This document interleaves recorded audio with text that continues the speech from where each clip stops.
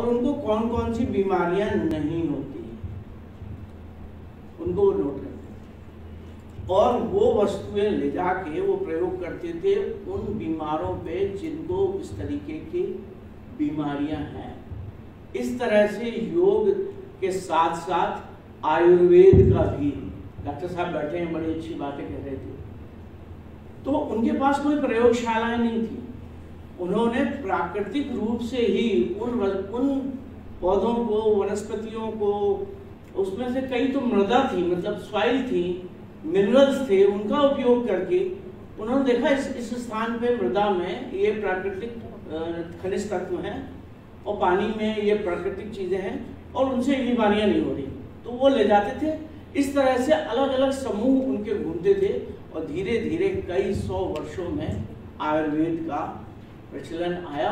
और इसीलिए जो डॉक्टर साहब कह रहे थे कि हमें किसी से पूछने की आवश्यकता नहीं होती, हमारे घर में ही हमें आधी हमारी जो हमारा भोजन प्रणाली है उसमें जो हमारे जो आप कहते हैं मसाले, वो मसाले नाम है, एक ग्रुप है, लेकिन वो सब प्राकृतिक तत्व हैं जो आपके भोजन प्रणाली को सुदृढ़ रखते हैं।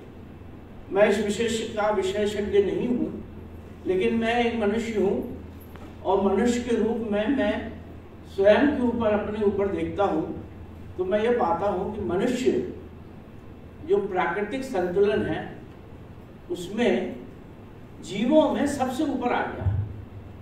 प्राकृतिक संतुलन में आपने पढ़ा होगा, एक विषय है पारिस्थितिकी, उसमें बताया जाता है कि हर पौधा और हर प्राणी एक चेन से जुड़ा हुआ है, उसके नीचे भी होते हैं एनिमल्स, उसके ऊपर भी होते हैं। लेकिन मनुष्य जो है अपने ज्ञान के कारण, ज्ञान के उसका कई बार हम लोग घमंड कहते हैं, आज के समय में घमंड का है, वो ऊपर आ गया। तो नेचुरल उसकी जो पोजीशन है, जो पिरामिड है, इकोलॉजिकल जो पिरामिड है, उसमें वो बीच में कहीं होना था, वो ऊपर आ गया। इसके कारण, ज्ञान के कारण मंगल तक जा रहे हैं। रोज आप पढ़ते हैं कितना हम आगे बढ़ रहे हैं, तो उसके कारण उससे ऊपर वाले एनिमल्स को नुकसान होने लगा क्योंकि वो स्वयं ऊपर आ गया।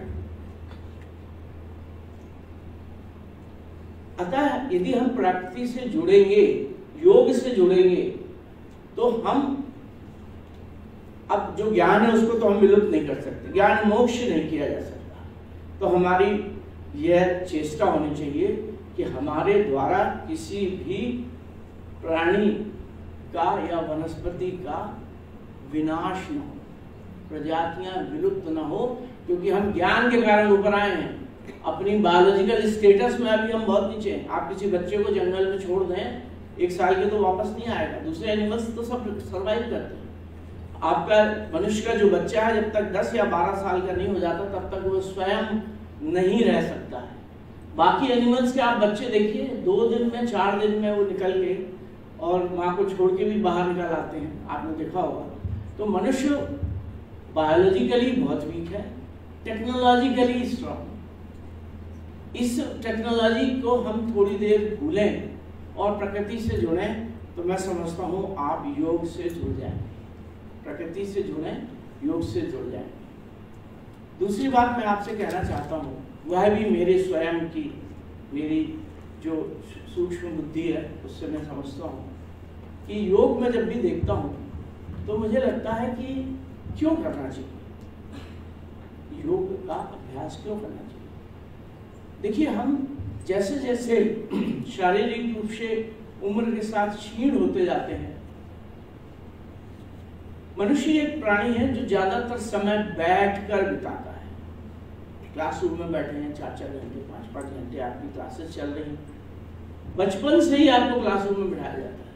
जो खेलने की उम्र थी उसमें भी KG1 और नर्सरी से शुरू कर दिया जाता है। नैसर्गिक चीज खत्म करके आपको हम आर्टिफिशियल, टीचर भी बैठे हुए हैं, डॉक्टर्स भी बैठे हुए हैं, एडमिनिस्ट्रेटर भी बैठा है, सिवाय हमारे जो गांव में कृषि में जो जुड़े लोग हैं उनको छोड़ के बाकी लोग अपना पूरा आराम से बैठ के काम करते हैं। आप देखें जितने एनिमल्स हैं वो आपको बैठे नहीं मिलेंगे। बैठे हो सकता थोड़ी देर के मिले जुगाली करने की, दिन भर खाते हैं और दिन भर चलते। हम दिन भर नहीं खा सकते क्योंकि हम दिन भर घूमते नहीं। इसीलिए योगा आपके लिए है कि जो आपने अभी जो आप मल या विष की बात कर रहे थे, शरीर ने दिन भर अक्रियाशील रह के इकट्ठा कर लिया, वो आप घूमने जाएं, टहलें, तैरें या नहीं कर सकते, शहरों में रह रहे हैं, तो आप छोटे कमरों में बाहर छत पे योगा करें, तो आपको जो बीमारियां बाद में आने वाली है, जिनके निवारण के लिए आप योगा सीखेंगे, वो आपको सामान्य योगा करने से नहीं आएंगी, ऐसा मैं समझता हूँ। तो मेरे स्वयं जो हो सकता है विशेषज्ञ इस बात से। तीसरी चीज मैं योगा के बारे में ये जानता हूँ कि योग स्वयं से परिचय कराता है, आपके स्वयं से परिचय कराता है। दूसरा, योग जो है ध्यान से परिचय कराता है। आपका जब ध्यान से परिचय कराता है तो ईश्वर से परिचय कराता है। तो योग से आप सबसे पहले जो स्वयं से नहीं जुड़े थे, आप स्वयं की चेष्टा से स्वयं को जोड़ते हैं, स्वयं को समझने लगते हैं। ध्यान से आपका, मेडिटेशन से आपकी एकाग्रचित्त होना बढ़ता है। आप श्लोक का भी उच्चारण करके एकाग्रचित्त हो सकते हैं।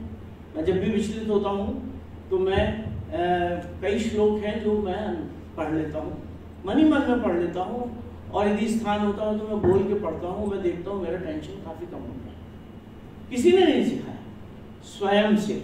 लेकिन ये सब चीजें लिपिबद्ध हैं।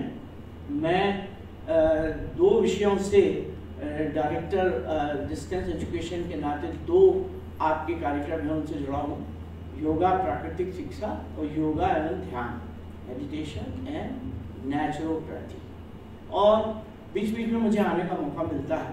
तो इन विशेषज्ञों की बातें सुन के और स्वयं मैं ये सब चीज़ें मैंने से समझी और मैं आपके साथ शेयर कर रहा हूँ। तीसरी चीज़ मैं आपसे ये कहना चाहता हूँ, वो है आपको मैं बधाई देना चाहता हूँ। बधाई इसलिए कि आपने कम उम्र में इस बात को समझ लिया।